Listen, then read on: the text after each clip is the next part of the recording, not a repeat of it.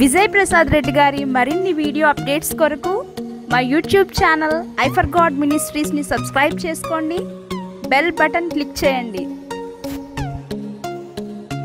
సర్వకృపాని దేగుమాదేవ, సర్వోన్నతుడ, సర్వశక్తిమంతుడ, సర్వాధికారి, సృష్టికర్త, మీ పవిత్ర నామానికి, మీ పరిశుద్ధ నామానికి, మా ప్రభువును, మా ప్రియ రక్షకుడు, మీ ప్రియ కుమారుడైన క్రీస్తు వారి శ్రేష్టమైన అతి పవిత్రమైన నామంలో హృదయపూర్వకంగా కృతజ్ఞతాస్తుతులు చెల్లించుకుంటున్నాం తండ్రి.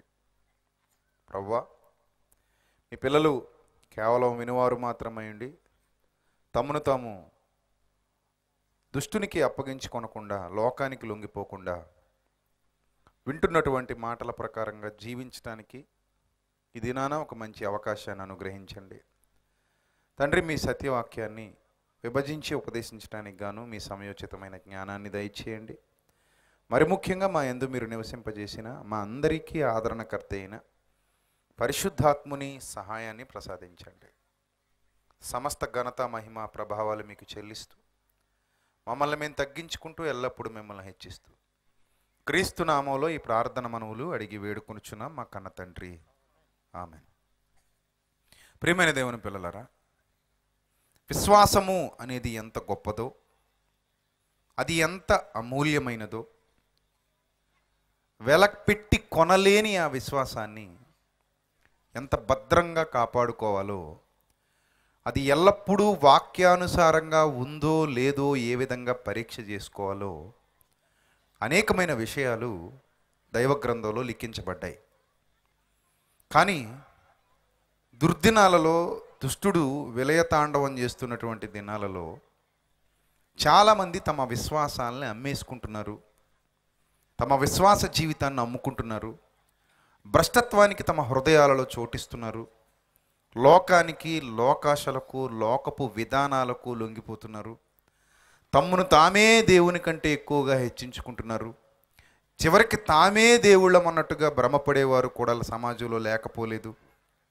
ఇలాంటి ఆధ్యాత్మిక భ్రష్టత్వం, ఆత్మ సంబంధమైన భ్రష్టత్వం చాలామందిని ఏలుబడి చేస్తూ వారికి నచ్చిన ప్రతి దానిని క్రైస్తవ్యంలోనికి చొప్పించి వారి మనసుకు వచ్చిన ప్రతి సిద్ధాంతాన్ని క్రీస్తుకు ఆపాదించి, సంఘానికి ఆపాదించి వారు తమ్మును తామే పొడుచుకునే పరిస్థితిలోనికి వెళ్ళిపోవడం మనం చూస్తూ వస్తున్నాం. నిన్నటి దినాన్ని కూడా ఎలా విశ్వాసాలను కొనుక్కుంటున్నారో, విశ్వాసాన్ని అమ్ముకుంటున్నారో మనం చూసాం ప్రియులారా.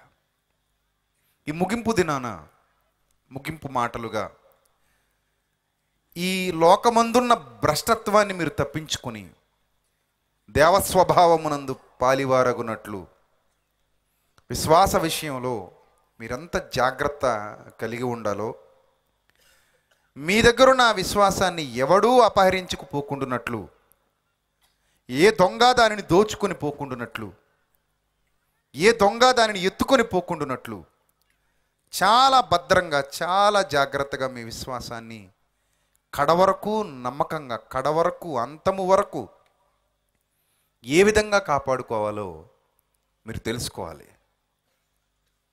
ప్రియులరా, ఆ విశ్వాసాన్ని కొందరు కాపాడుకోలేక ఆ విశ్వాసాన్ని సాతాను కమ్ముకున్నటువంటి వారు బైబిల్ గ్రంథంలో మనకు చాలామంది కనబడతారు. ప్రారంభంలో ఉన్నతంగా ప్రారంభించి చివరికి అంధకారంలో ముగించారు వాళ్ళ జీవితాల్ని. ప్రారంభ దశలో ఉన్నతమైన ఆలోచనలు కలిగి ముగింపుకు వచ్చేసరికి భ్రష్టులుగా ముగించారు వాళ్ళ జీవితాల్ని. ఇలా తమ విశ్వాసాలను అమ్ముకున్నటువంటి భ్రష్టులు, తమ విశ్వాసాల్ని లోకానికి ఇచ్చినటువంటి నీచులు, తమ విశ్వాసాన్ని సాతానుకు అమ్ముకున్నటువంటి దౌర్భాగ్యులు చాలామంది చరిత్రలో మనకు కనబడతారు, ప్రస్తుత దినాల్లో కూడా మనకు కనబడతారు. దైవ గ్రంథాన్ని జాగ్రత్తగా పరిశీలన చేస్తే నరుడు ఏపాటివాడు, నరుడు ఏపాటివాడు, నరుని జీవితం ఏపాటిది? ఆకాశానికి భూమికి మధ్య ఒక చిన్న నలుసు రక్త మాంసాలు కలిగి నడుస్తున్నాం మనం భూమి మీద. ఏంటి మన గొప్పతనం? ఏంటి మన ఆధిక్యత? ఏంటి మన పొగరు? ఏంది, ఎందుకు మనకు గర్వం? ఏం చూసుకుని మనకు గర్వం? ఏముందని మనం రెచ్చిపోవాలి? ఏమి లేదు ఇక్కడ. ఇంతలో కనబడి అంతలోనే మాయమైపోయే ఆవిరి వంటి అల్పమైన జీవితం ప్రతి ఒక్కడిది అంతే. వాడు ఎంత గొప్పవాడైనా సరే, వాడు ఎంత గొప్పగా ప్రజల చేత కీర్తింపబడుతున్నవాడైనా సరే, వాడు ఎంత గొప్పవాడినని తనకు తాను పొగుడుకుంటున్నవాడైనా సరే, ఎనీబడి, ఎవడైనా సరే ఇంతలో కనబడతాడు, అంతలో మాయమై ఈ లోకం నుండి వెళ్ళిపోతాడు. ఈరోజు కనబడతాడు, రేపు కనబడతాడన్న గ్యారంటీ లేదు. ఈరోజు ఉంటాడు, రేపు ఉంటాడన్న గ్యారంటీ లేదు. అలాంటి మనిషి, అలాంటి అల్పుడుగా ఉన్నటువంటి మనిషి, చిన్నవానిగా ఉన్నటువంటి మనిషి ఈ గొప్పదైనటువంటి ప్రకృతిలో, ఈ గొప్పదైనటువంటి విశ్వంలో, తానున్న చిన్న ఒక పరిధిలో నేనేదో ఇక ప్రపంచానికే గొప్పవాడిని అనుకునేటువంటి భ్రమలో, గర్వంలో, అహంకారంలో మునిగిపోవడాన్ని బట్టి కాలక్రమేణా లోకాన్ని ఎక్కువగా చూడడం, దేవుని మీద మనసు తగ్గిపోవడం, లోకానికి ఎక్కువగా ఆకర్షింపబడడం, దేవుని అందలి భయం సన్నగిల్లిపోవడం, కాలక్రమేణా విశ్వాస జీవితంలో వ్యర్థులుగా మారిపోయి వాళ్ళ విశ్వాసాన్ని సాతానుకే అమ్ముకునేటువంటి పరిస్థితిలో చాలామంది కనబడుతున్నారు ప్రియులారా. ఇది నేనేదో నా సొంత జ్ఞానంతో చెబుతున్నాను అనుకోకండి. బైబిల్ చరిత్రలో తమ అమూల్యమైన విశ్వాసాన్ని, వెలకట్టలేని విశ్వాసాన్ని, గొప్పదైన విశ్వాసాన్ని సాతాను ముందుకు తీసుకెళ్ళి తాకట్టు పెట్టినటువంటి వాళ్ళు ఎందరో ఉన్నారు. చాలా సందర్భాల్లో మనం చదువుకుంటాం, చాలా సందర్భాల్లో మనం వింటూ ఉంటాం. ఒక తండ్రి ఆవేదన, చాలా కష్టపడి సంపాదించాను ఈ బంగారాన్ని, నా కొడుకు తీసుకెళ్ళి వేశ్యల పాలు చేశాడు అంటాడు. కష్టపడి సంపాదించిన బంగారం కొడుకు తీసుకెళ్ళి ఏం చేశాడు? వేశ్యల పాలు చేశాడు, పేకాట పాలు చేశాడు, త్రాగుడు పాలు చేశాడు. కష్టపడి సంపాదించిన విలువైన డబ్బు ఈ విధంగా దుర్వినియోగం చేశాడు. అవి పోతే వీడు బ్రతుకు మారితే మళ్ళీ సంపాదించుకోగలడేమో తన జీవితంలో. కానీ అమూల్యమైన విశ్వాసాన్ని తీసుకెళ్ళి, వెలకట్టలేని విశ్వాసాన్ని తీసుకెళ్ళి సాతాను పాదాల ముందు పెడితే, సాతానికి ఇచ్చేస్తే, సాతానికి అప్పగించుకుంటే అది మరలా తిరిగి తెచ్చుకునేంతటి ఈజీ కాదు. అసలు అమూల్యమైన విశ్వాసాన్ని అమ్ముకోవాల్సిన పరిస్థితి ఏంటి? ఎక్కడెక్కడ జరుగుతున్నాయి ఇలాంటి అమ్మకాలు? ఎందుకు వీళ్ళు అమ్మబడుతున్నారు? ఎందుకు పాపానికి అమ్మబడుతున్నారు? ఎందుకు సాతానికి అమ్మబడుతున్నారు? ఎందుకు లోకానికి అమ్ముడుపోతున్నారు? ఎందుకు వారి జీవితాల్ని సక్రమంగా కాపాడుకోలేకపోతున్నారు? ఎందుకు దేవుని యందు భయభక్తులు నిలపలేకపోతున్నారు? ఎందుకు దేవుని మాటను గౌరవించలేకపోతున్నారు? ఎందుకు ఇలాంటి భ్రష్టత్వానికి చోటిస్తున్నారు? చూడండి ప్రియులారా, బైబిల్ గ్రంథంలో అలాంటి వాళ్ళ చరిత్ర. తిమోతికి రాసినటువంటి మొదటి పత్రిక, మొదటి అధ్యాయము 18వ వచనం చూద్దాం. తిమోతికి రాసిన మొదటి పత్రిక, మొదటి అధ్యాయము 18వ వచనం జాగ్రత్తగా చూడాలి. నా కుమారుడైన తిమోతి, నీవు విశ్వాసమును మంచి మనస్సాక్షియు కలిగిన వాడవై నిన్ను గూర్చి ముందుగా చెప్పబడిన ప్రవచనముల చొప్పున ఈ మంచి పోరాటము పోరాడవలెనని, వాటిని బట్టి ఈ ఆజ్ఞను నీకు అప్పగించుచున్నాను.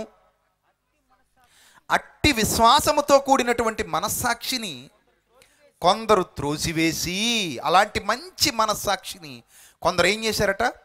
త్రోసివేసి ప్రారంభంలో క్రీస్తును మాత్రమే చూశారు, ప్రారంభంలో క్రీస్తును మాత్రమే ప్రేమించారు, ప్రారంభంలో క్రీస్తును మాత్రమే గౌరవించారు, క్రీస్తును మాత్రమే ఘనపరిచారు, క్రీస్తే సర్వస్వము అనుకున్నారు. కానీ ఇలాంటి వాళ్ళ జీవితాలలోనికి, క్రీస్తు స్థానంలోనికి ఎవడో సాతానుగాడు వచ్చేసాడు. క్రీస్తు స్థానంలోనికి ఎవన్నో సాతానుగాడిని తెచ్చుకుని కూర్చోబెట్టుకొని వాళ్ళ విశ్వాస జీవితాన్ని తగలబెట్టుకొని, వాళ్ళ విశ్వాస జీవితాన్ని నాశనం చేసుకుని, ఆ విశ్వాసంలో నుండి వైదొలిగిపోయి ఏమంటాడు చూడండి, అట్టి మనస్సాక్షిని కొందరు త్రోసివేసి విశ్వాస విషయమై ఓడబద్దలైపోయిన వారి వలె చెడి ఉన్నారు. చెడి ఉన్నారు. ఓడ బద్దలైపోయింది. ఓడ బద్దలైపోతే నీరు ఎందులోనికి వచ్చేస్తుంది? ఓడలోనికి వచ్చేస్తుంది. తదుపరి ఓడ ఏమైపోద్ది? మునిగిపోద్ది. విశ్వాసం విషయంలో ఓడ బద్దలైపోయిన వారి వలె ఉన్నారు. ఓడ పగిలిపోయింది. ఆ నడి సముద్రంలో మునిగిపోయే పరిస్థితి ఏర్పడింది. అందులో కొన్ని పేర్లు చెబుతున్నాడు చూడండి. వారిలో హుమెనైన్ ఉన్నాడు, అలెగ్జాండర్ అనేవాడు ఉన్నాడు. పేర్లు చెబుతున్నాడు పౌలు గారు తిమోతికి. అంటే ఒకప్పుడు ఈ హుమెనైన్ అనేవాడు మంచిగా ప్రారంభించిన వాడే. ప్రభువును నమ్ముకున్నాడు, ప్రభువునందు విశ్వాసం ఉంచాడు, ప్రభువును అంగీకరించాడు, ప్రభువును ప్రేమించాడు. వాక్యాన్ని బట్టి తాను పాపిని అని ఒప్పుకున్నాడు. తాను ఎందుకు పనికిరాని వాడనని ఒప్పుకున్నాడు.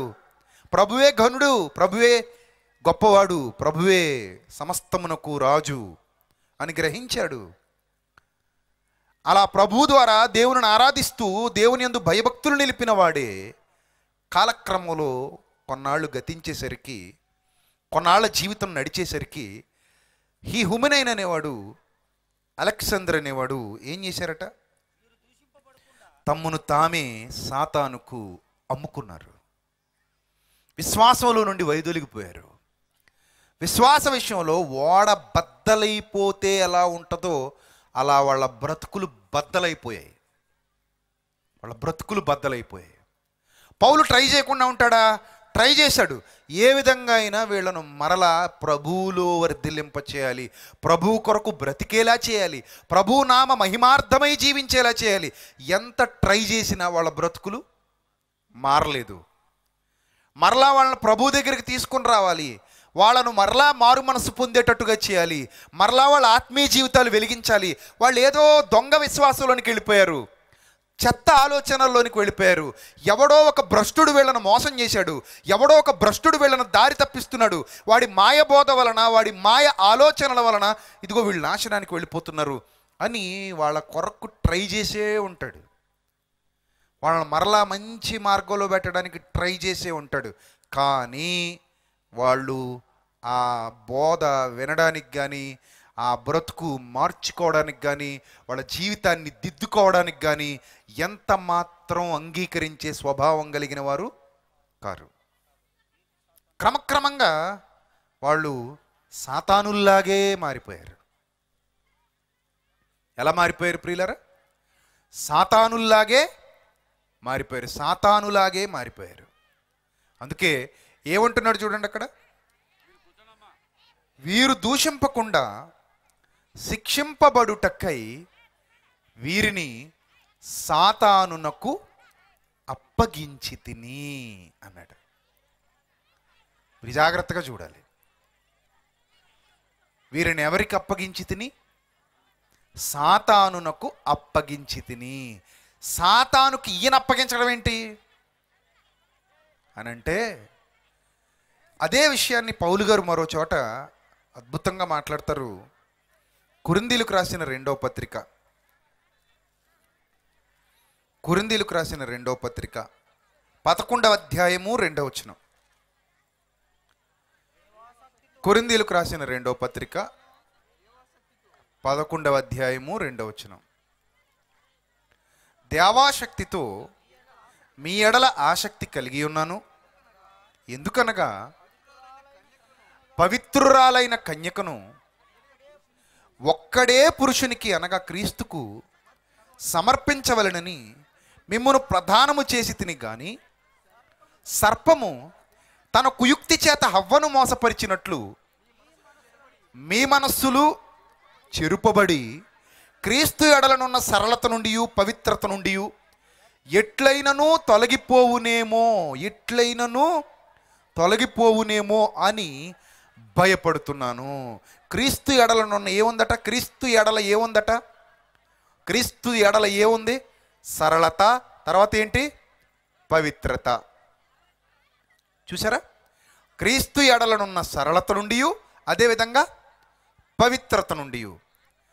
ఈ సరళత నుండి, పవిత్రత నుండి ఎట్లయినను తొలగిపోవునేమో, ఎలా అయినా వీళ్ళు దారి తప్పిపోతారేమో, ఎలా అయినా వీళ్ళ ఆలోచనలు మారిపోతాయేమో, ఎలా అయినా వీళ్ళ ఉద్దేశాలు మారిపోతాయేమో అని భయపడుతున్నాను అంటున్నాడు. చూడండి అక్కడ, క్రీస్తు ఎడల సరళత ఉంది.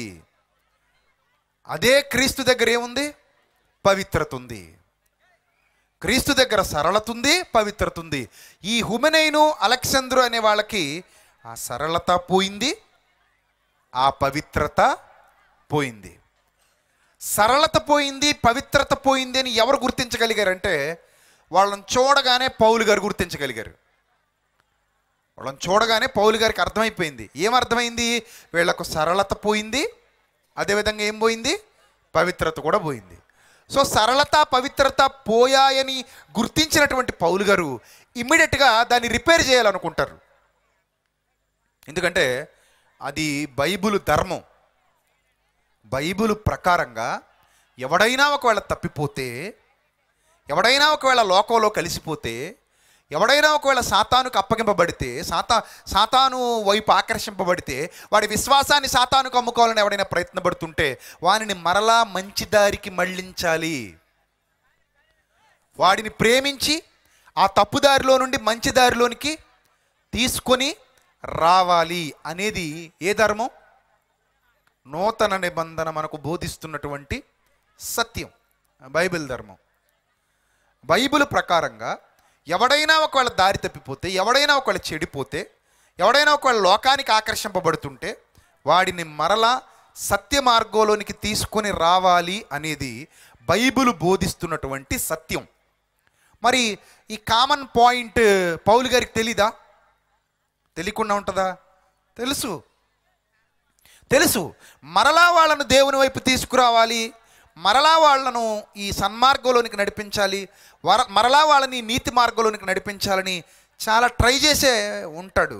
అలా ట్రై చేయకుండా ఉండడు. కానీ వారు రావడానికి ఒప్పుకోలేదు. నిజం ప్రియులరా, కొంతమంది జీవితాలు వాత వేయబడిన మనస్సాక్షి కలిగి ఉంటాయి. వాళ్ళు మేము భక్తిలో ఉన్నామన్న భ్రమలో గడిపేస్తుంటారు జీవితాన్ని.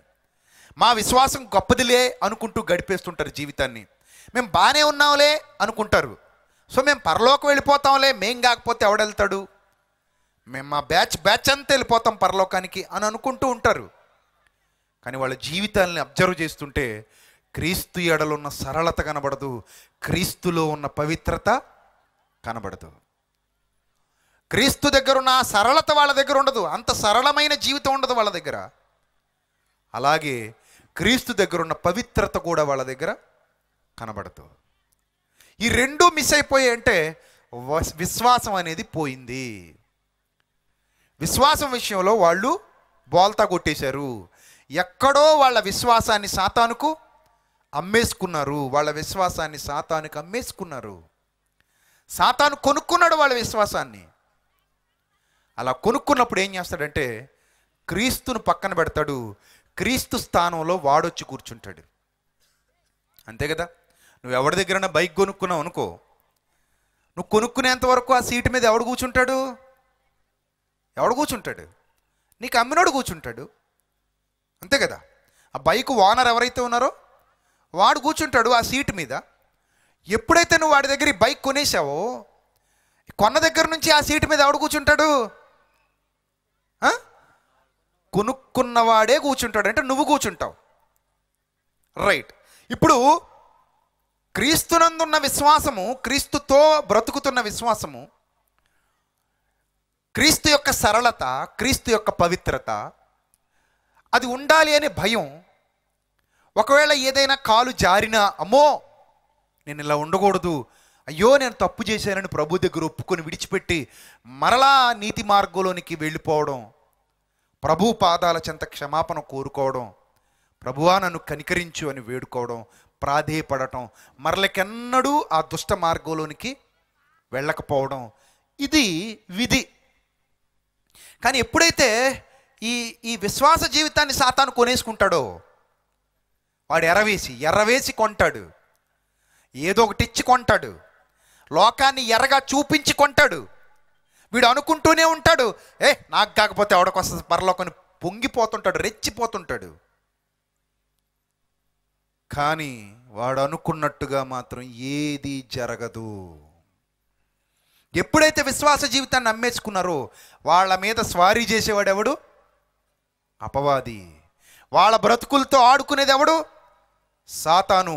వాళ్ళ జీవితాన్ని నడిపించేది ఎవడు? సాతాను.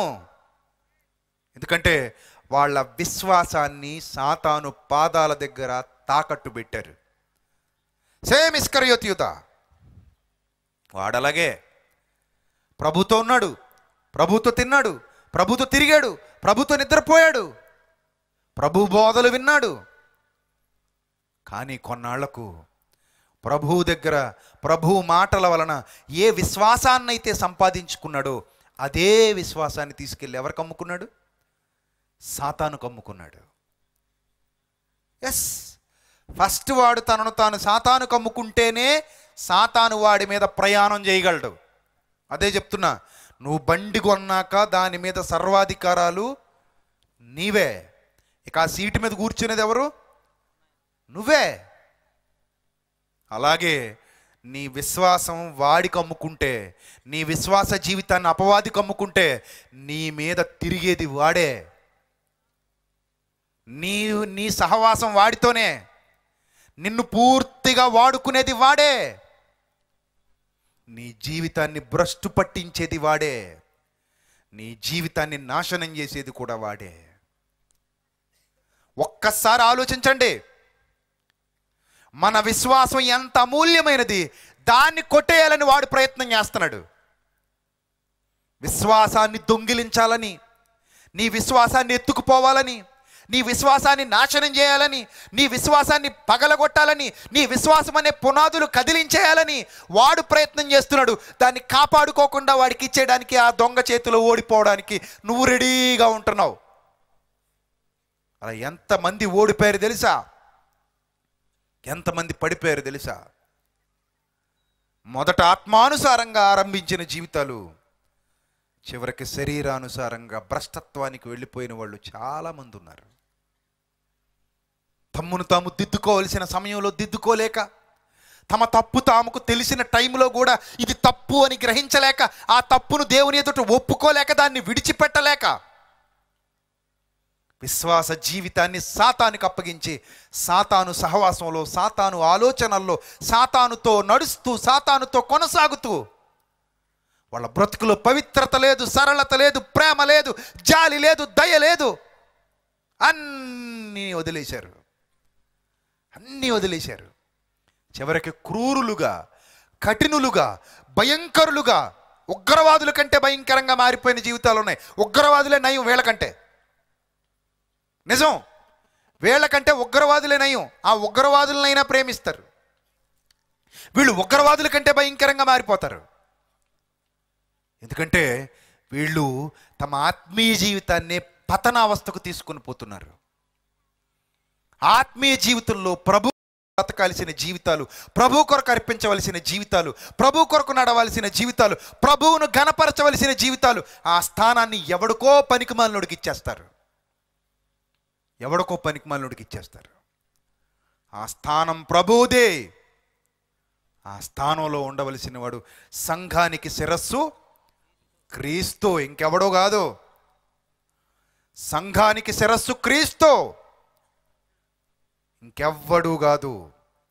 ఇంకెవ్వడికి సంఘం మీద అధికారం లేదు, ఒక్క క్రీస్తుకు తప్ప. అలాంటి క్రీస్తు బాటలో నడవలసిన మనం మన విశ్వాసాన్ని సాతానుకు అమ్ముకుంటే విశ్వాస విషయమై ఓడ పగిలిపోతుంది, ఓడ బద్దలైపోతుంది. ఆ ఓడ బద్దలైపోయిన వెంటనే ఈ లోకం అనే నీళ్లు ఎందులోనికి వచ్చేస్తాయి? ఓడలోనికి వచ్చేస్తాయి. అప్పుడు ఈ ఓడ లోకంలో మునిగిపోతుంది. పౌలు గారు తెలివి లేకుండా మాట్లాడలేదు ఆ మాటలు. పౌలు గారు ఎంతో ఆలోచించి మాట్లాడుతున్నాడు ఆ మాటలు. ఈ లోకంలోని నీరు, ఈ లోకంలోని చెత్త, ఈ లోకంలోని పాడైపోయిన లక్షణాలన్నీ ఆ ఓడలోనికి వచ్చేస్తాయి. ఓడ ఇప్పుడు పైన తేలియాడట్లేదు, లోకమునకు వేరుగా పైన తేలియాడట్లేదు. లోకము లోపల మునిగిపోయింది. లోకం బరువుగా ఓడ మీద ఉంది. ఓడ ఇక తేలియాడటం సాధ్యం కానే కాదు. పగలకు ముందే జాగ్రత్త పడాలి. వాడ బద్దలైపోకముందే జాగ్రత్త పడాలి. ఎప్పుడైతే వాడ బద్దలైపోతుందో ఇక మరలా తేలటం సాధ్యం కాదు ప్రియులరా.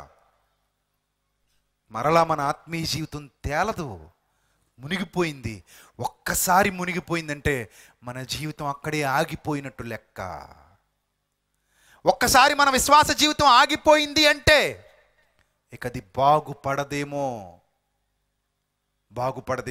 అప్పుడు పౌలు గారు అంటారు, వీరు దూషింపకుండా శిక్షింపబడుటకై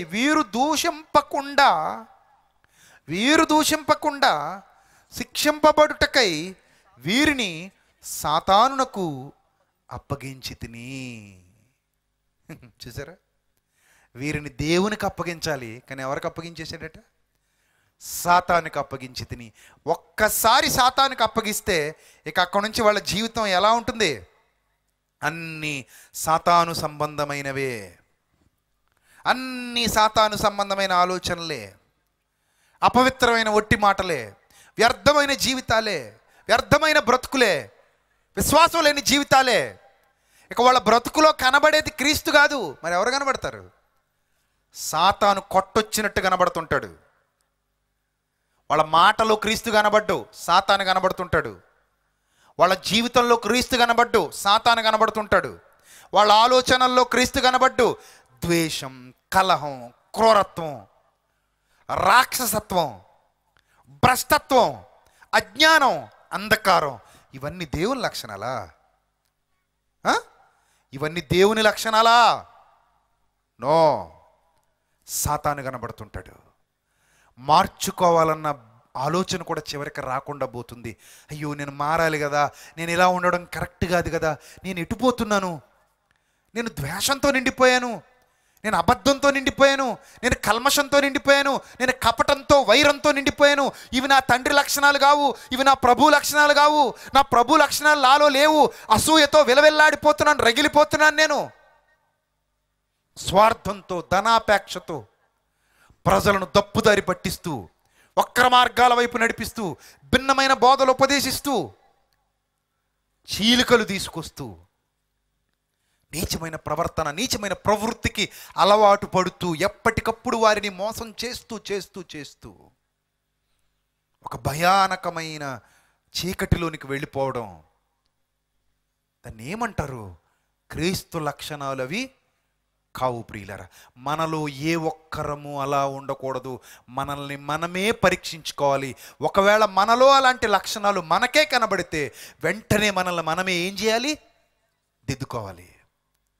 మనం వెంటనే ప్రభు పాదాల చెంతకు వెళ్ళాలి.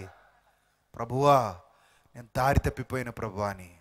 కానీ అదంత ఈజీగా సుమా. ఒక్కసారి మనోనేత్రాలు మూసుకుపోతే మరలా తెరువబడటం చాలా కష్టం. ఒక్కసారి అజ్ఞానం కమ్ముకుంటే మరలా వెలుగులోనికి రావడం చాలా కష్టం, చాలా కష్టం. అందుకే చెబుతున్నాడు, చాలా జాగ్రత్త. వారు తప్పిపోయారు, వారు విశ్వాస విషయంలో వాడ బద్దలైపోయింది, వారు నాశనానికి వెళ్ళిపోయారు అని చెబుతున్నాడు. ఇక మరొక మాట చూడండి, అదే తిమోతికి 2వ పత్రిక రాస్తూ పౌలు గారు ఏం చెబుతున్నారు చూడండి. 2వ అధ్యాయం, తిమోతికి రాసిన 2వ పత్రిక 2వ అధ్యాయం 14వ వచనం. వినేవాళ్లను చెరపడానికే కానీ, వినేవాళ్ళను చెరపడానికి తప్ప ఇంకెందుకు పనికిరాదు ఆ బోధ. వినేవాళ్లను నాశనం చేయడానికి పనికొస్తుంది. అలా వినేవాళ్ళను చెరపటానికే కానీ మరి దేనికి పనికిరాని, మరి దేనికి నో యూజ్, ఎవరికి ఉపయోగం ఉండదు. అది వినేవాడు మాత్రం చెరపడతాడు. ఇంకా అది విన్న తర్వాత, అయ్యి నువ్వు నాతో మాట్లాడుకు, నువ్వు నన్ను ముట్టుకోకు, నువ్వు ఇటు రాకు, నేను వేరు, నువ్వు వేరు. చూసారు, వినువారిని చెరుపుటకే కానీ మరి దేనికి నీ పనికిరాని మాటలను గూర్చి వాదము పెట్టుకొనవద్దని ప్రభు ఎదుట వారికి సాక్ష్యమిచ్చుచు ఈ సంగతులను వారికి జ్ఞాపకము చేయము. ప్రతివాడు దేవుని ఎదుట ఎలా ఉండాలో తెలుసా? యోగ్యుడుగా ఉండాలి. ప్రతివాడు దేవుని ఎదుట ఎలా ఉండాలి ప్రియులారా? యోగ్యుడుగా, యోగ్యత కలిగిన వాడుగా ఉండాలి. అదేవిధంగా సిగ్గుపడనక్కరలేని పనివాడిగా ఉండాలి. సిగ్గుపడిపోయే పరిస్థితి రాకూడదు. ప్రభు దగ్గర నిలిచే సమయం ఒకటి రాబోతుంది. ఆ సమయంలో ప్రభు ఎదుట సిగ్గుపడనక్కరలేని పనివానిగాను, సత్యవాక్యమును సరిగా ఉపదేశించువానిగాను, అనగా సరిగా విభజించువానిగాను, నిన్ను నీవే మనుషులకు కాదు, ఎవరికి కనపరుచుకోవాలి? మనుషులకా దేవునికా? దేవునికి కనపరుచుకున్నటకు చాలా జాగ్రత్త పడుము తిమోతి, చాలా జాగ్రత్త. ఎందుకంటే అపవిత్రమైన వట్టి మాటలకు విముఖుడవై ఉండు. వదిలేయి. అపవిత్రమైన వట్టి మాటలు నో యూజ్. వాటిని ఏం చేయమంటున్నాడు? విముఖుడవై ఉండు, వదిలేయి. అట్టి మాటలు ఆడువారు మరి ఎక్కువగా భక్తిహీనులైపోతారు. చూడండి వాళ్ళ జీవితాలు, భక్తిహీనులైపోతారు. కొరుకు పుండు పాకినట్టు వారి మాటలు పాకుతాయి. వారిలో హుమెనైనున్నాడు, ఫీలేతున్నాడు అంటాడు. వారిలో హుమెనైనున్నాడు, ఫీలేతున్నాడు. ప్రియులారా, వారు పునరుద్ధానము గతించినని చెప్పుచు సత్యం విషయమై తప్పిపోయి కొందరి విశ్వాసాన్ని వీళ్ళు ఏం చేస్తున్నారట? చెరిపేస్తున్నారు. విశ్వాసాన్ని చెరిపేస్తున్నారు. అంటే విశ్వాసం చెరపబడుతుంది అంటే వాడు పరలోకానికి వెళతాడా? వెళ్ళడండి. విశ్వాసం చెరుపబడింది అని అంటే వాడు ఇంకా పరలోకానికి వెళ్ళడు. కాబట్టి ప్రియులరా, విశ్వాసం ఎంత అమూల్యమైనదో ఒక్కసారి జ్ఞాపకం తెచ్చుకోండి. ఆ విశ్వాస జీవితాన్ని సాతానుకు తాకట్టు పెడితే మరలా మనం తెచ్చుకోవటం మన వల్ల కాదు ప్రియులరా. మీ అందరి జీవితాలు బాగుండాలంటే మీ విశ్వాస జీవితాన్ని జాగ్రత్తగా కాపాడుకోవాలి. ఆ విశ్వాసము మనుష్యుల మాటల వలనైనది కాక దేవుని వాక్యము వలనైనదై ఉండాలి. ఆ విశ్వాసము మనుష్యుల ఆజ్ఞల యందు కాక, మనుష్యుల పద్ధతుల యందు కాక, మనుష్యుల శాసనాల యందు కాక దేవుని మాట మీద కట్టబడినదై ఉండాలి. అలా దేవుని మాట మీద కట్టబడినటువంటి విశ్వాసం కడవరకు నమ్మకంగా కొనసాగితేనే నువ్వు నిత్యాగ్ని దండన తప్పించుకోగలుగుతావు. లేదంటే అస్సలు తప్పించుకోలేవు. నేనైనా నువ్వైనా ఆ నిత్యాగ్ని దండన తప్పించుకోవడం నీ వల్ల కాదు, నా వల్ల కాదు. హెబ్రీలకు రాసిన పత్రిక చూడండి ఒక్కసారి, బైబిల్ గ్రంథాన్ని తెరిచి. హెబ్రీలకు రాసిన పత్రిక 3వ అధ్యాయము 12వ వచనం చూద్దాం ప్రియులారా. హెబ్రీలకు రాసిన పత్రిక 3వ అధ్యాయము 12వ వచనం. సహోదరులారా, జీవము గల దేవుణ్ణే విడిచిపోవునట్టి, జీవము గల దేవునిని విడిచిపోవునట్టి విశ్వాసము లేని దుష్ట హృదయము. అంటే విశ్వాసం ఉన్న జీవితంలోనికి మరలా ఏ హృదయం వచ్చింది? దుష్ట హృదయం. వాడు కొనేసుకున్నాడు. ఈ ఇల్లు నాది, ఇక మీదట నేను కొన్నాను. ఈ భూమి నాది, నేను కొన్నాను. ఈ వస్తువు నాది, నేను కొన్నాను. ఇక మీదట దీని మీద సర్వాధికారాలు ఎవరివి? నావి అంటాడు వాడు. అంటున్నాడా నీ విషయంలో అంటున్నాడా? ఒకసారి పరీక్షించుకో. ఈ రాత్రి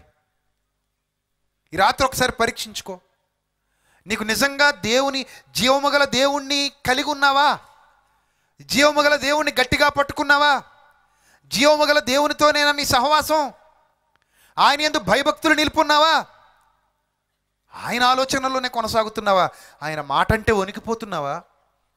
ప్రభువా, నీకు తప్ప వేరెవరికి నేను విలువనివ్వను ప్రభువా, నాకు అన్నిటికంటే ముఖ్యం నువ్వే ప్రభువా, నీ మాటే ముఖ్యం ప్రభువా, నీ ఆజ్ఞ ముఖ్యం ప్రభువా. ఎవడో వచ్చి నీ ఆజ్ఞని కలిపి జరిపితే వాడి పాదాల మీద నేను ఎందుకు పడిపోతాను ప్రభువా, నువ్వే నాకు ఇంపార్టెంట్ ప్రభువా అనే స్థాయి నీ దగ్గర ఉందా? లేదా జీవంగల దేవుణ్ణే విడిచిపోవునట్టి విశ్వాసము లేని దుష్ట హృదయము అన్నాడు. ఏ హృదయం ఇది? దుష్ట హృదయం. అందులో విశ్వాసం లేదు, పగిలిపోయింది ఎప్పుడో. ఆ హృదయంలో ఉన్న విశ్వాసం ఎప్పుడో పగిలిపోయి వాడ లోకం అనే నీటిలో మునిగిపోయింది. ఇప్పుడు ఆ లోకం అనే నీటిలో మునిగిపోయిన ఈ వాడను వాడుతున్నది ఎవరో తెలుసా? దుష్టుడు. ఎందుకంటే ఈ హృదయమే దుష్ట హృదయం. ఈ హృదయమే దుష్ట హృదయం. ఈ హృదయం నిండా ఉన్నది దుష్టత్వమే. దుష్టత్వం, నిరర్గళమైన దుష్టత్వం, పనికి రాని దుష్టత్వం, నీచమైన దుష్టత్వం, భయంకరమైన దుష్టత్వం.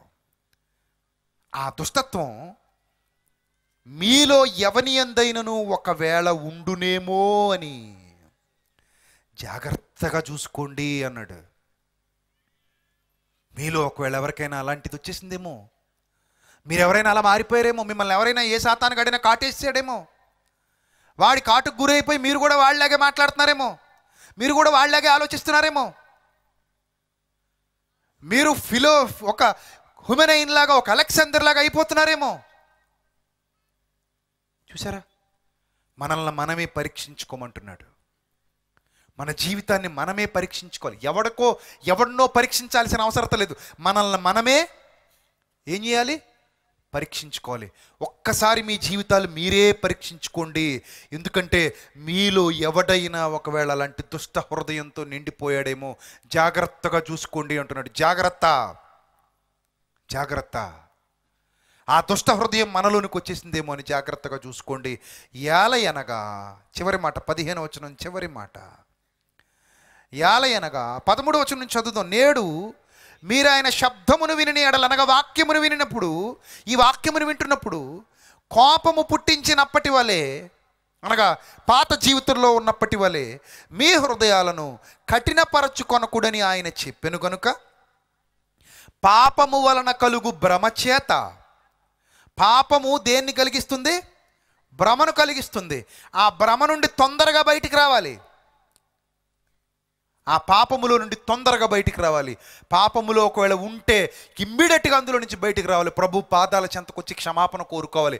అంతేగాని పాపం చేసినా పర్లేదు, ప్రభు పని చేస్తే సరిపోద్ది, నేను ప్రభు పనిలో ఉన్నాను కదా, నా పాపాలు ఆయనే క్షమించుకుంటాడు, పనికి పాపాలు బోనస్గా ఇచ్చాడని భయంకరమైన పనికిమాల కబుర్లు చెప్పకే. అర్థమవుతుందా? పని చేస్తే పాపం బోనస్. పని చేస్తూ ఉన్నవాడు పాపం చేసిన నో ప్రాబ్లం అనే దౌర్భాగ్యపు ఆలోచన నీలోనికి గాని వచ్చిందా, నిన్ను నువ్వే ఒక బురద గుంటలో వేసుకుని తొక్కేసుకుంటున్నట్టు లెక్క. నీ ఊపిరి నువ్వే తీసుకుంటున్నట్టు లెక్క. మారాలి మనం. ఒకవేళ మనలో ఎవరైనా తెలియక పడిపోయినా, తెలిసి పడిపోయినా, మనం మన బ్రతుకును అక్కడే దిద్దుకోవాలి. మన బ్రతుకును దిద్దుకోవాలి. ఎప్పుడు? ఎవరో ఒకరి ద్వారా దేవుడు బుద్ధి చెప్తాడు. దావీదు దిద్దుకోలేని పరిస్థితిలో నాతాను వెళ్ళాడు. దావీదు గొప్పోడా, నాతాను గొప్పోడా? అక్కడ దావీదే గొప్పడు. నువ్వెవడు ఆఫ్టర్ ఆల్ బచ్చగాడివి నాకు చెప్పడానికి అనలేదు దావీదు. అండు. ఎందుకంటే దావీదు ఎవరికి భయపడుతున్నాడు? దేవునికి భయపడుతున్నాడు, దేవునికి విలువనిస్తున్నాడు. ఎప్పుడైతే నాతాను వెళ్ళి, ఆ మనుష్యుడువు నువ్వే, గెట్ డౌన్, ఆ మనుష్యుడు నువ్వే, you are the cheater, you are a liar, you are a murderer, you are a murderer అని చెప్పాడు. ఎప్పుడైతే ఆ మాట చెప్పాడు, భయపడి వణికిపోయాడు. ఇది దేవుని వాక్కు. మాటలాడుచున్నవాడు దేవుని ప్రతినిధే. ఈ ప్రతినిధి వచ్చి మాట్లాడుతుంటే నేనేంటి బండ హృదయంతో కొవ్వు పట్టి జీవించటం, దిగాలంతే సింహాసనం ఎవడైనా సరే. అది దేవుని వాక్కు. ఆ దేవుని వాక్కు విన్న వెంటనే సింహాసనం మీద నుండి కిందకి గబ్బ గబ్బ గబ్బ గబ్బ వచ్చేసాడు. అంతే, ఉండకూడదు అక్కడ. ఆ మనుష్యుడు నువ్వే. ఇమ్మీడియట్గా ప్రభు పాదాల దగ్గర ఏడవడం మొదలు పెట్టాడు. My dear father, forgive me, నన్ను క్షమించు నా తండ్రి, నేను తప్పు చేశాను, నేను పాపిని అని తన గదిలోనికి వెళ్ళి ఏడవడం మొదలు పెట్టాడు. చూసారా? ప్రభు మాట విన్నప్పుడు ఏం చేయాలి? నేడు మీరు ఆయన శబ్దమును అనగా వాక్యమును వినిన ఎడల కోపము పుట్టించినప్పటి వలె మీ హృదయమును కఠినపరచుకొనకూడని ఆయన చెప్పెను గనుక, పాపము వలన కలుగు భ్రమ చేత. ఇదొక భ్రమ, పాపం కలిగించేటువంటి భ్రమ. పాపం కలిగించేటువంటి భ్రమ. దావీదు నాతాన్తో నా పాపాల గురించి నీకెందుకు, గెట్ అవుట్ అనలేదు. నేను మారిపోతాను, ఎస్ నేను మారిపోతాను, నా తప్పు ప్రభు పాదాల దగ్గర ఒప్పుకుంటాను, నా పాప జీవితాన్ని విడిచిపెడతాను, ఇక మీదట మరలా ప్రభువుకు వ్యతిరేకంగా వెళ్ళే మార్గాల్లో నేను వెళ్ళను. Only one mistake. ఎంటైర్ దావీదు గారి జీవితాన్ని చూస్తే ఆయన హోల్ లైఫ్లో ఒకే ఒక మిస్టేక్. ఆ తప్పును దిద్దుకుంటాను అనుకున్నాడు, దిద్దుకున్నాడు. ప్రభు పాతాల చెంత ప్రాధేయపడి ఏడ్చి కన్నీరు గార్చాడు, విలపించాడు. అదే మనస్సాక్షి నీకు నాకు కూడా ఉండాలి ప్రియ సంఘమా, గుర్తుపెట్టుకోండి. అదే మనస్సాక్షి ఉండాలి. నువ్వు ఎంతకాలం ఈ పరిసర ప్రాంతాల్లో తిరుగుతావో నో గ్యారంటీ. ఈ ఊరు నాది, ఈ పొలం నాది, ఇక్కడ బ్రతుకు నాది, నా ఇల్లు నాది, నా జనం నా వాళ్ళు అనుకుంటే అది చాలా అమాయకత్వం. కొంతకాలమే ఇదంతా. నీ పక్కన కూర్చున్నవారు కానీ, నీ భార్య కానీ, నీ భర్త కానీ, నీ బిడ్డ కానీ, నీతో ఉన్నవారు ఎవరూ కానీ నీతో ఎక్కడికి వాళ్ళు రాలేరు. నువ్వు వెళ్ళిపోయే విధంగా వెళ్ళిపోతావంతే. అందుకే ఏమంటున్నాడు చూడు, నేడు మీరు ఆయన శబ్దాన్ని వింటున్నారు. ఎస్, వర్డ్ ఆఫ్ గాడ్, దేవుని వాక్యం, ఆయన శబ్దం ఇప్పుడు మీ చెవుల గుండా మీ హృదయాలలోనికి వెళుతుంది, మీ అందరి హృదయాలలోనికి. మీరు ఆయన శబ్దమును వినినప్పుడు కోపం పుట్టించినప్పటి వలె, పాత జీవితంలో ఉన్నప్పటి వలె మీ హృదయములను దయచేసి కఠినపరుచుకోకండి. వాటిని మీ హృదయాలను కఠినపరుచుకోకండి. ఆయన చెప్పాడు గనుక, పాపము వలన కలుగు భ్రమ చేత మీలో ఎవ్వడూ కఠినపరచబడకూడదు. ఆ పాపం వల్ల కలుగు భ్రమ చేత మీలో ఏ ఒక్కడు కఠినపరచబడకుండునట్లు నేడు అనబడు సమయం ఉండగానే, ఇదే రోజు, రేపు ఎల్లుండి కాదు, ఎల్లుండి కాదు, నెల తర్వాత కాదు. No more chances.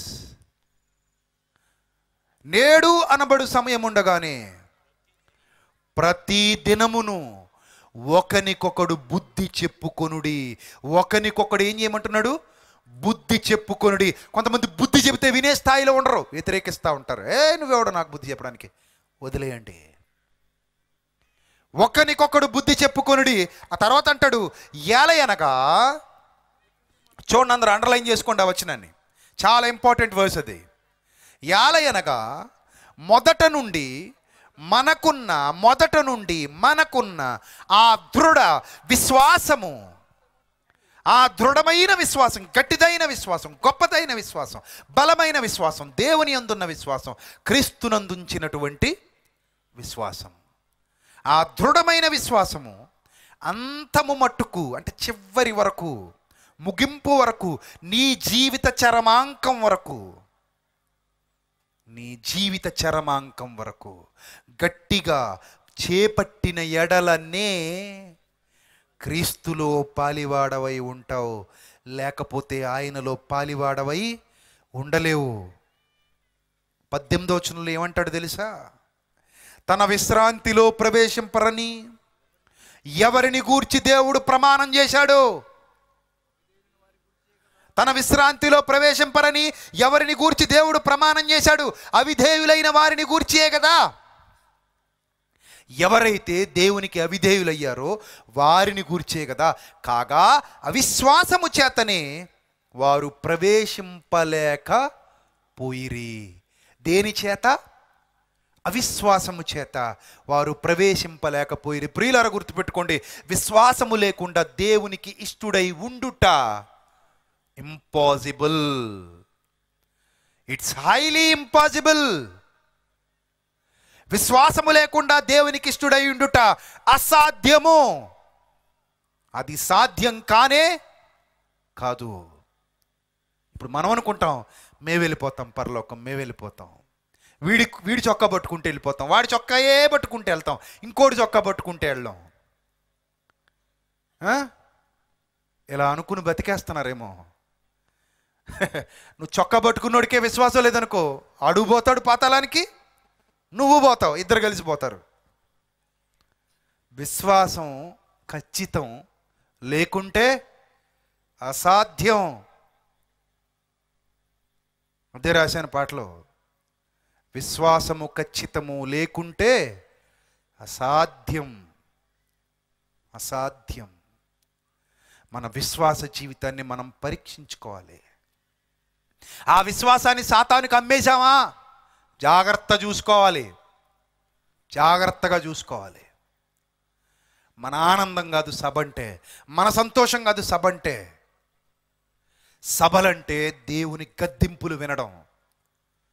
సభలు జరుగుతున్నాయంటే దేవుని వాక్కు సూటిగా నీతో, యు, ఓన్లీ ఫర్ యు, నీతోనే దేవుని వాక్యం సూటిగా మాట్లాడడం, నీ హృదయాన్ని పొడిచి మరీ మాట్లాడడం, నీ హృదయాన్ని తట్టి మరీ నిద్ర లేపడం.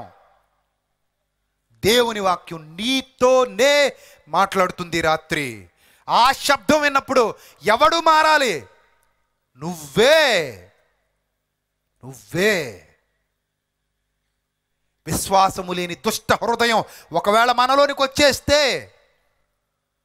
ఆ దేవుని వాక్యం విని మనం మారు మనస్సు పొందకపోతే, ఇమ్మీడియట్ రియాక్షన్ జరగకపోతే, ఇమ్మీడియట్గా ఆ రియాక్షన్ నీలో స్టార్ట్ అవ్వకపోతే, ఖచ్చితంగా చెప్తున్నాను, ఒక రోజు వస్తుంది కొలాప్స్ అయిపోతావు, మొత్తం కనబడవు నువ్వు ఎక్కడ.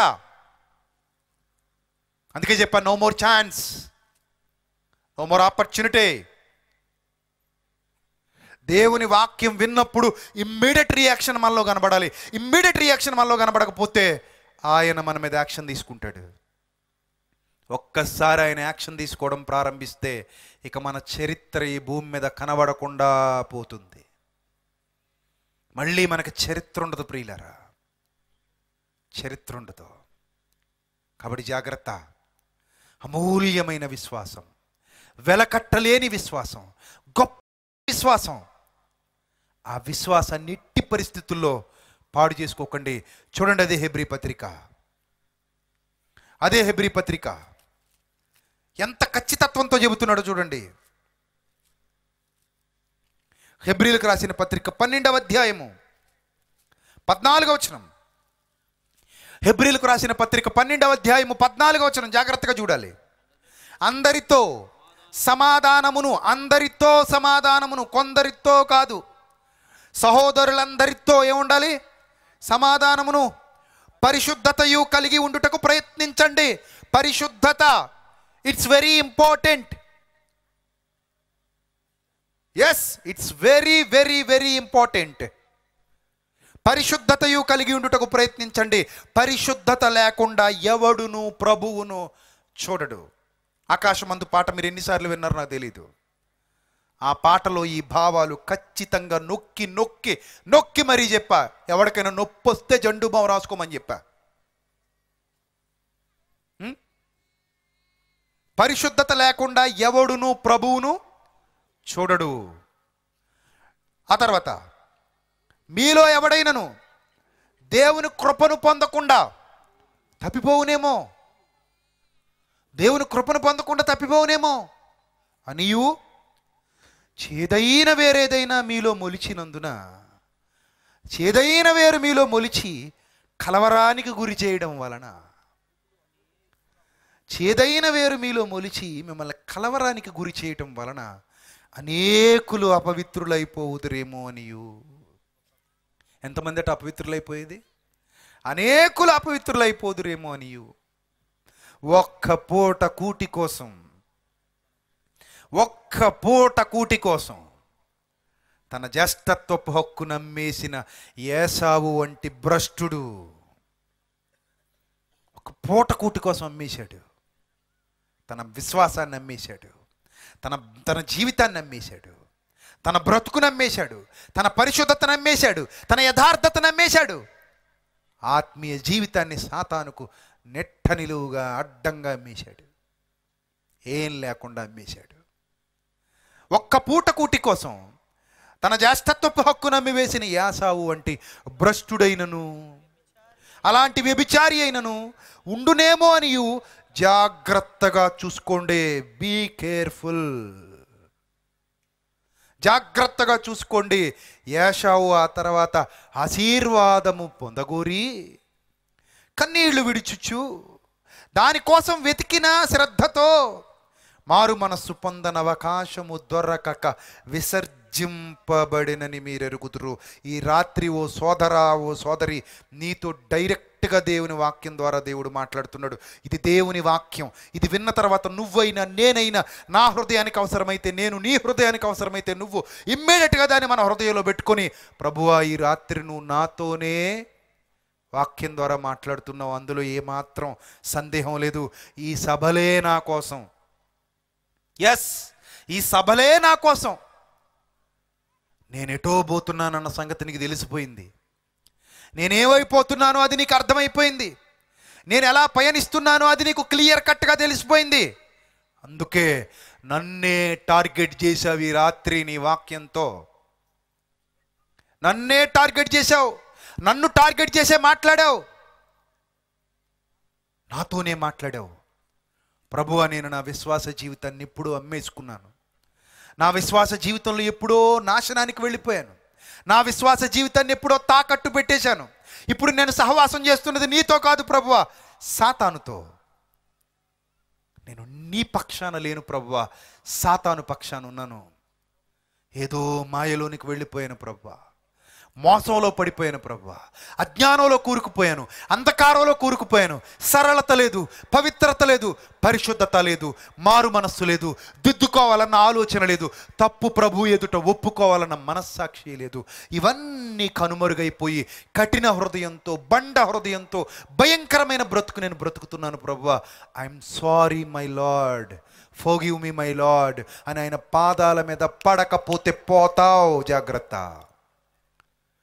శరణు శరణు అయిన ఆయన పాదాల చెంతకు వెళ్ళకపోతే ఎవడు నిన్ను కాపాడలేడు. ఏ మట్టి మనిషి నిన్ను కాపాడలేడు. నేను వాడితో ఉన్నాను కదా పరలోకం పోతాను, వీడితో ఉన్నాను కదా పరలోకం పోతానని విశ్వాసం లేకుండా, పవిత్రత లేకుండా, సరళత లేకుండా, యథార్థత లేకుండా, ఇవేవి లేకుండా ఏవేవో పిచ్చి ఆలోచనల్లోనికి వెళ్ళిపోయి, కల్పితమైన మాటల్లోనికి వెళ్ళిపోయి, కల్పితమైన బోధల్లోనికి వెళ్ళిపోయి నిన్ను నువ్వే మోసం చేసుకుంటే, my dear friend, my dear brothers and sisters, నాశనమే వారి అంతం. నాశనమే వారి అంతం. జాగ్రత్త పడే సమయం ఇదే. ప్రభువు పాదాల చెంతకు రావడానికి ఇదే సమయం. మరలా ఒకనాటి జీవితాన్ని పునరుద్ధరించుకోవడానికి ఇదే సమయం. ప్రభువా, ఒకప్పటి అవిశ్వాస జీవితం మరలా ప్రారంభిస్తాను. ఒకరోజు ఒకలా, ఒకరోజు మరోలా నన్ను నేను సాతాను కమ్ముకోను ప్రభువా. ఈ చిన్న జీవితంలో నాకెందుకు ఈ ద్వేషాలు, నాకెందుకు ఈ అడ్డుగోడలు, నాకెందుకు ఈ కలహాలు, నాకెందుకు ఈ కపటం, నాకెందుకు ఈ అసూయ? నీకు భయపడే జీవితం కావాలి, నీకు తలొంచే జీవితం కావాలి, నీ మాటను గౌరవించే జీవితం కావాలి. నీకు తప్ప ప్రపంచంలో మరెవ్వడి పాదాలకు నమస్కరించని బలమైన జీవితం కావాలి. అలాంటి ఉన్నతమైన విశ్వాస జీవితాన్ని కొనసాగించాలని నేనే ఈ రాత్రి నన్ను నేను అప్పగించుకుంటున్నాననే మనస్సాక్షి ఈ రాత్రి నీకొస్తే చాలా great. Yes, you are really great. ఒకవేళ మనస్సాక్షి నీకు రాకపోతే నీ ప్రాణానికి నువ్వే ఉత్తరవాదివి. విశ్వాసం చాలా ఇంపార్టెంట్ ప్రియులారా. విశ్వాసం చాలా ఇంపార్టెంట్. దాన్ని ఎప్పుడు పోగొట్టుకోకండి, దాన్ని ఎప్పుడు వదులుకోకండి. అసలు చేదైన వేరు మీలో మొలవడానికి వీలే లేదు. నీతి కిరీటం కావాలా? పాపం ఉంటే పనికిరాదు, పాపం ఉంటే కుదరదు. ఎవడు నీతి కిరీటాన్ని? పాపం మనలో ఉంటే నీతి కిరీటం మనకి దక్కదు. అది ఎవరైనా సరే దాన్ని విడిచిన వాడికే నీతి కిరీటం.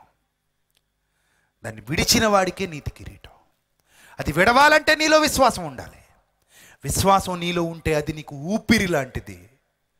ఎస్, నీ విశ్వాస జీవితాన్ని ఎవ్వడూ తీసివేయలేడు. ఎవరో పిచ్చి మతోన్మాదులు వచ్చి మేము ఆ సినిమా తీసాం, ఈ పత్రిక రాసాం, ఈ పుస్తకం రిలీజ్ చేసాం, అది చేసాం, ఇది చేసాం, ఎన్ని చేసినా వాళ్ళందరూ గాలిగోపురంలో రైల్వే స్టేషన్కి వెళ్ళే. గాలికి చెదరగొట్టబడి పొట్టు లాంటి పొట్టు వస్తుంది పోద్ది, పొట్టు వస్తుంది పోద్ది. లాంటి పొట్టు చాలా వచ్చింది, ఎగిరిపోయింది. కానీ విశ్వాసం స్థిరం. ఒకసారి విశ్వాసంలో స్థిరపరచబడితే కదపటం ఎవడి వల్ల కాదు. అలా కదిలిపోయే విశ్వాసం అసలు సరైన విశ్వాసమే కాదు. కాబట్టి విశ్వాసమా దుష్ట హృదయమా, ఏ స్థితిలో ఉన్నాం మనం? ఒక్కసారి రాత్రి మిమ్మల్ని మీరే పరీక్షించుకోండి. మీరు బాగుపడితే నేను చాలా సంతోషిస్తాను, రియల్గా చెబుతున్నాను. మీరు మారితే పరలోకపు తండ్రికి ఆనందం, పరలోకపు తండ్రి ఆనందిస్తే నాకు కూడా ఆనందం. ఒక్కసారి రాత్రి ఆలోచించండి. ప్రియ తమ్ముళ్ళు, అన్నలు, చెల్లెళ్ళు, అక్కలు, చిన్న జీవితం మంది, చాలా చిన్నది, చాలా చిన్నది. మళ్ళీ కావాలంటే రాదు, మళ్ళీ కావాలంటే తెచ్చుకోలేము. సో నేడు అనబడు సమయం ఉండగానే, అంటే ఇదే రోజు, ఈ క్షణమే, ఈ రాత్రే మళ్ళీ ఇంకో చాయిస్ వస్తుందిగా, నన్ను చూడకు. చెప్పలేము. అలా అనుకున్న చాలామంది మట్టిలో కలిసిపోయారు. నాకు ఇంకా చాలా ఛాన్సెస్ ఉన్నాయి, నాకు చాలా చాయిస్ ఉంది, నాకు ఇంకెన్నో ఆపర్చునిటీస్ ఉన్నాయి, చూద్దాంలే చేద్దాంలే అనుకున్న ఎందరో ఈరోజు మట్టిలో నిద్రపోతున్నారు. ఎస్, నువ్వు అలా కాకూడదు, నీ జీవితం అలా కాకూడదు. నువ్వు బాగుండాలని మనస్ఫూర్తిగా కోరుకుంటున్నాను, దేవుడే సాక్షి. నీ జీవితం బాగుండాలని మనస్ఫూర్తిగా మాట్లాడుతున్నాను, నా తండ్రి నాకు సాక్షి. ఇష్టమైతే ఈ మాటలు స్వీకరించి ఈరోజే నీ బ్రతుకుని దిద్దుకో. కష్టమైతే ఈ మాటలను అసహించుకుని నీ జీవితాన్ని నీకు నచ్చినట్టు కొనసాగించుకో. నీ ప్రాణానికి నువ్వే ఉత్తరవాదివని మాత్రం మర్చిపోకు. తలల వంచు, ప్రార్థన చేసుకుందాం. క్రీస్తునందు మమ్మల్ని అధికముగా ప్రేమించిన మా కన్న తండ్రి, సర్వకృపానిధి మా దేవ, ఈ రాత్రి మీ పిల్లలతో, మా అందరితో సూటిగా మాట్లాడినందుకు స్తోత్రం తండ్రి. మీ వాక్యం ద్వారా, మీ వాక్యము గొప్పది, అది రెండంచులు ఎటువంటి ఖడ్గము కంటే నువ్వు వాడిగలది, ప్రాణాత్మలను కేళ్లను మూలుగును విభజించునంత మట్టుకు దూరుచు, హృదయం యొక్క రహస్యములను కూడా పరిశోధించగలిగే శక్తివంతమైన మీ మాట ఈరోజు మీ పిల్లల్ని కదిలించిందని విశ్వసిస్తున్నాను తండ్రి. ఆ పూర్వపు వైభవాన్ని మరలా మీ పిల్లలు చూచినట్లు, మరలా విశ్వాస జీవితంలోనికి అడుగుపెట్టినట్లు మీ పిల్లలకు సహాయం చేయండి. మీ కృపలో బలపరచండి, భద్రపరచండి. క్రీస్తు నామములో ఈ ప్రార్థన మనవులు అడిగి వేడుకొనిచున్నాం మా కన్న తండ్రి. ఆమెన్. అందరికీ వందనాలు.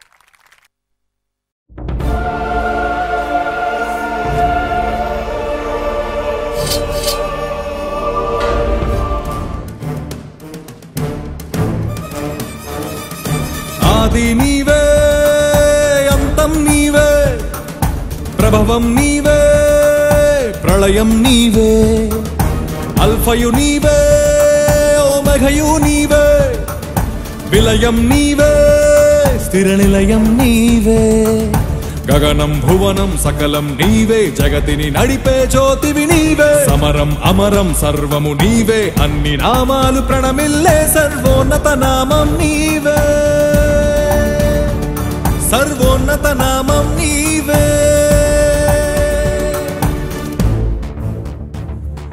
సర్వలోక న్యాయాధిపతి, సర్వలోక న్యాయాధిపతి, సర్వలోక న్యాయాధిపతి, సర్వలోక న్యాయాధిపతి, సర్వలోక న్యాయాధిపతి వాకిట నిలిచియున్నాడు. జనములందరికి ఫలమిచ్చుటకు తీర్పు తీర్చబోతున్నాడు. సర్వలోక న్యాయాధిపతి వాకిట నిలిచియున్నాడు. జనములందరికి ఫలమిచ్చుటకు తీర్పు తీర్చబోతున్నాడు. వేల దూతలతో బూరధ్వనులతో మేఘమండలము పైన యూదా గోత్రపు కదమ సింహముతో కదలి వస్తుంది సేన. క్రీస్తు న్యాయపీఠం ఎదుట ప్రత్యక్షం కావాలందరూ, క్రీస్తు న్యాయపీఠం ఎదుట ప్రత్యక్షం కావాలందరూ.